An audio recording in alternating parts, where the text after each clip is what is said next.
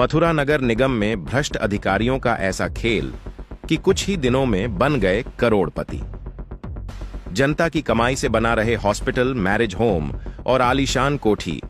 आइए, आज हम आपको बताने वाले हैं एक ऐसे अधिकारी के बारे में जिसे सुनकर आप भी अपने दांतों तले उंगली दबाने पर मजबूर हो जाओगे। नगर निगम में नौकरी की शुरुआत सेकंड क्लास कर्मचारी के रूप में मात्र 1 साल के लिए की और अपने दिमाग से सबको पीछे छोड़ते हुए आज बन बैठे हैं अधिकारी।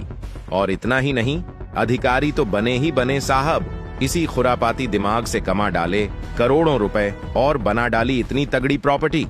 आइए अब जानते हैं इनके खुरापाती दिमाग के खेल और रोड से करोड़पति बनने तक का सफर।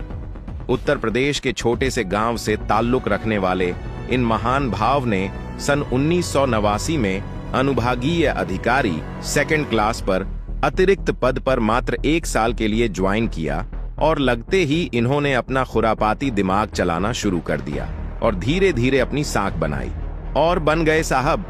फिर क्या साहब ने अपना जलवा दिखाना शुरू किया और होने लगी नोटों की बारिश।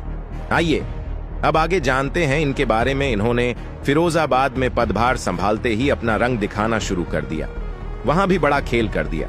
फिर विशेष कार्याधिकारी लखनऊ के द्वारा पत्रांक संख्या 1617 का संज्ञान लेते हुए इनके खिलाफ जांच हुई और इनको दोषी मानते हुए इन पर आंशिक दंड लगाया गया। वहीं दूसरी तरफ धारा 197 और धारा 19 भ्रष्टाचार निवारण अधिनियम 1988 के तहत जिलाधिकारी के आदेश पर मुकदमा चलाए जाने के आदेश पारित किए, जिसमें मुकदमा संख्या 1005/2014 धारा 197 और धारा 19 भ्रष्टाचार निवारण अधिनियम 1988 के तहत मुकदमा चलाया गया।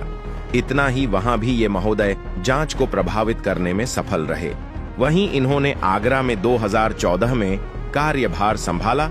कार्यभार संभालते ही अपने पुराने हाथ दिखाने शुरू कर दिए। इनके कृत्यों को देखते हुए इनके खिलाफ वहां करीब 11 शिकायतें सरकार को भेजी गई, जिस पे सरकार के द्वारा जांच कराई गई, जिसमें इन्हें दोषी मानते हुए कार्यवाही की बात की गई। मगर भ्रष्टाचार में निपुण महोदय ने उस जांच को भी प्रभावित कर लिया गया। फिर इन्होंने मथुरा में अपना कार्यभार संभाला और संभालते ही फिर से अपने पुराने हाथ दिखाना शुरू कर दिया और फिर शुरू हुआ मथुरा में भ्रष्टाचार का बड़ा खेल, जिसमें महोदय के द्वारा डंपिंग यार्ड में करोड़ों का खेल कर दिया। जब इस बारे में महोदय से बात करने की कोशिश की तो महोदय कुछ भी नहीं बोले और इग्नोर करते हुए अपने खुरापाती दिमाग से इसे भी सेटल करने में लग गए।